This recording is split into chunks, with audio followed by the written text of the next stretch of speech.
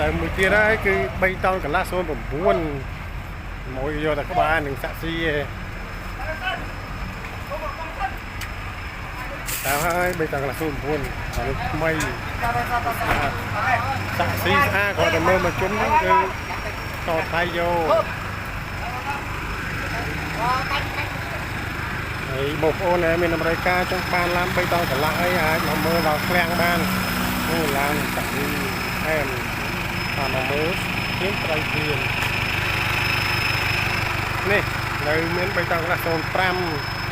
ទូសួត07ទូដឹកហើយនឹង3តោនកន្លះដែរ04នេះដល់ជាងទេបងប្អូនចាប់អារម្មណ៍មកមើលបានតែទូបើស្លាប់ទូដឹកទូស្ងួតមានគ្រប់តម្រូវការចង់បានក្បាលសាក់ស៊ីក៏បានដែរចង់បានក្បាលសាក់ស៊ីក៏បានដែរបងប្អូនមានគ្រប់តាមតម្រូវការបងប្អូន